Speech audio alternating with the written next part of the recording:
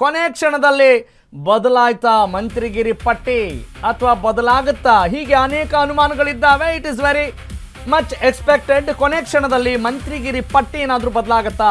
ಯಾರ ಹೆಸರು ಡಿಲೀಟ್ ಆಗುತ್ತೆ, ಯಾರ ಹೆಸರು ಆಡ್ ಆಗುತ್ತೆ? ಡಿಕೆ ಸಂಪುಟ ಪಟ್ಟಿಯಲ್ಲಿ ಕೊನೆ ಕ್ಷಣದ ಬದಲಾವಣೆ ಅನ್ನುವ ಮಾಹಿತಿ ಬರ್ತಾ ಇದೆ. ಸಚಿವ ಪಟ್ಟಿಯಲ್ಲಿ ಬದಲಾವಣೆ ಆಗುವ ಸಾಧ್ಯತೆ ಇದೆ ಅನ್ನೋದು ಸದ್ಯಕ್ಕೆ ಸಿಗ್ತಾ ಇರುವಂತ ಮಾಹಿತಿ. At this point of time Mankal ವೈದ್ಯ ಅವರಿಗೆ ಸಚಿವ ಸ್ಥಾನ ಕೈ ತಪ್ಪಲಿದೆಯಾ?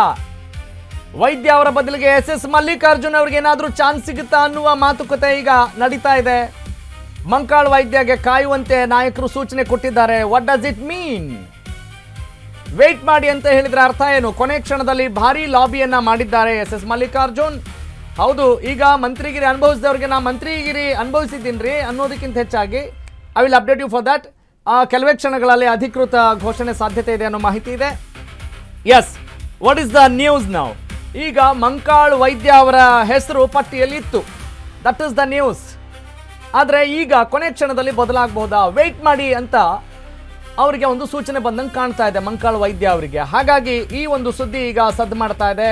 ನಿಜ, ಬಹಳಷ್ಟು ದಿನಗಳಾದ ಮೇಲೂ ಕೂಡ, ಬಹಳಷ್ಟು ಸಮಯವನ್ನು ತೆಗೆದುಕೊಂಡರೂ ಕೂಡ ಒಂದು ಒಮ್ಮತದ ನಿರ್ಧಾರಕ್ಕೆ ಬರಲಿಕ್ಕೆ ಹೈಕಮಾಂಡ್ಗೆ ಸಾಧ್ಯವಾಗ್ತಾ ಇಲ್ವಾ? ಡಿಕೆ ಕ್ಯಾಬಿನೆಟ್ನಲ್ಲಿ ಮತ್ತಷ್ಟು ಗೊಂದಲ ಗೋಜಲು ಮುಂದುವರಿಯುವ ಸಾಧ್ಯತೆಗಳೇನಾದರೂ ಇದ್ದಾವಾ? ಈ ರೆಬಲ್ ನಾಯಕರು ಸಂಖ್ಯೆ ಜಾಸ್ತಿ ಏನಾದರೂ ಆಗುತ್ತಾ?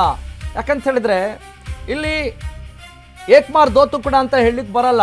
ನಿಮ್ಗೆ ಸಿಗುತ್ತೆ ಸಿಗಲ್ಲ ಅಂತ ಹೇಳಕ್ ಬರಲ್ಲ. ಕಾಯಿರಿ ಅಂತ ಹೇಳುವಂಥದ್ದು ಅಥವಾ ನೋಡೋಣ ಅಂತ ಹೇಳೋದು, ನನ್ನ ಕೈಲಾದ ಪ್ರಯತ್ನವನ್ನು ಮಾಡ್ತೀನಿ ಅಂತ ಹೇಳಿದಾಗ ಸಹಜವಾಗಿ ಮಂತ್ರಿಗಿರಿ ಆಸೆಯನ್ನು ಇಟ್ಕೊಂಡಿರೋರು ಇರ್ಬೋದು ಅಥವಾ ಯಾವುದೇ ಆಶ್ವಾಸನೆ ಕೊಡುವಾಗ ಇರ್ಬೋದು, ಯಾರು ಆಸೆಗಳನ್ನ ಇಟ್ಕೊಂಡಿರ್ತಾರೆ ಅದು ಚಿಗುರುತ್ತೆ. ಅಂತಹ ವಾತಾವರಣ ಇಲ್ಲೂ ಕೂಡ ನಡೆದಿದೆ. ಈಗ ಎಸ್ ಮಲ್ಲಿಕಾರ್ಜುನ್ ಅವರು ಪ್ರಬಲ ಒಂದು ಹೈ ಪ್ರೊಫೈಲ್ ಪರ್ಸನಾಲಿಟಿ, ಈಗಾಗಲೇ ಮಿನಿಸ್ಟರ್ ಆಗಿದ್ದಂಥವ್ರು. ಈಗ ಮತ್ತೆ ಅವರನ್ನು ಮುಂದುವರಿಸಬೇಕಾ ಬೇಡವಾ? ಬೇರೆ ಖಾತೆ ಏನಾದರೂ ಕೊಡಬೇಕಾ? ದೊಡ್ಡ ಮಟ್ಟದ ಲಾಬಿ ಖಂಡಿತವಾಗ್ಲೂ ನಡೆಯುತ್ತೆ. ಅದರಲ್ಲಿ ಯಾವ ಅನುಮಾನ ಇರೋದಿಲ್ಲ.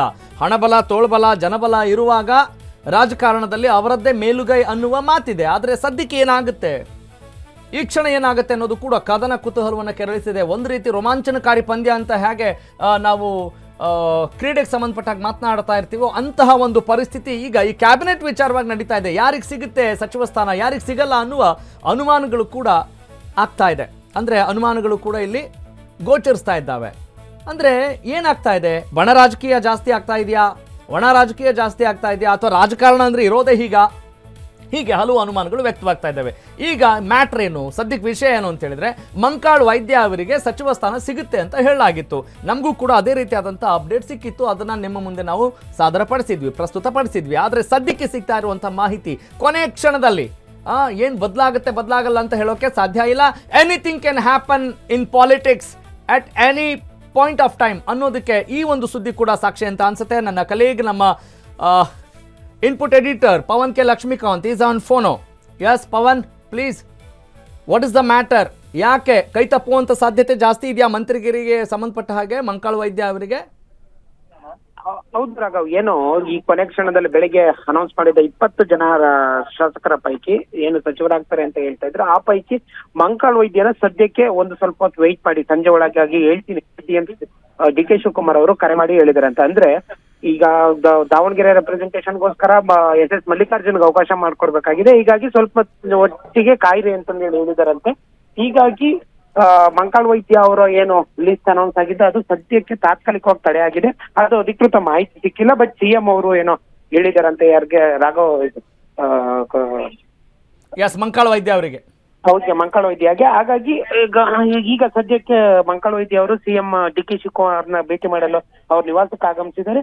ಏನಾಗಿದೆ ಎತ್ತಾಗಿದೆ ಅನ್ನೋದು ಇನ್ನೂ ಅಧಿಕೃತವಾಗಿ ಯಾರಿಗೂ ಮಾಹಿತಿ ಸಿಕ್ಕಿಲ್ಲ. ಆದ್ರೆ ಸಿಎಂ ಆಪ್ತ ವಲಯದಿಂದ ನಮಗೆ ಶ್ವೇಗ ನ್ಯೂಸ್ಗೆ ಸಿಕ್ಕಿದಂತ ಮಾಹಿತಿ ಪ್ರಕಾರ ಮಂಕಾಳ್ ವೈದ್ಯದ ಸದ್ಯಕ್ಕೆ ಹೋಲ್ಡ್ ಆಗಿದೆ ಅಂತ ಹೇಳ್ತಾ ಇದ್ದಾರೆ ರಾಘವ್.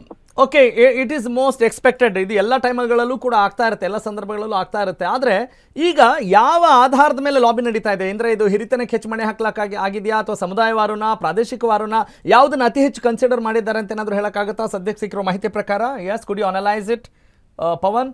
ಸದ್ಯಕ್ಕೆ 6 ಜಿಲ್ಲೆಗಳಲ್ಲಿ ರೆಪ್ರೆಸೆಂಟೇಷನ್ ಇಲ್ಲ. ಉಡುಪಿ ಆಗಿರ್ಬೋದು, ರಾಯಚೂರು, ಯಾದಗಿರಿ, ಕೋಲಾರ, ಚಿಕ್ಕಬಳ್ಳಾಪುರ, ಹೀಗೆ ರೆಪ್ರೆಸೆಂಟೇಷನ್ ಕೊಟ್ಟಿಲ್ಲ. ಆದ್ರೆ ಪ್ರಾದೇಶಿಕವಾರ ಅನ್ನೋದಕ್ಕಿಂತ ಹೊಸ ಮುಖಗಳಿಗೆ ಅವಕಾಶ ಕೊಡ್ಬೇಕು ಅನ್ನೋ ನಿಟ್ಟಿನಲ್ಲಿ ಅದೇನೋ ಬೆಟ್ಟ ಆಗಿದ್ರು ಇಲ್ಲಿ ಹಿಡ್ದಂಗಾಗಿದೆ. 11 ಜನ ಹೊಸ ಮುಖಗಳಿಗೆ ಕೊಟ್ಟಿದ್ದಾರೆ ಅಷ್ಟೇನೆ.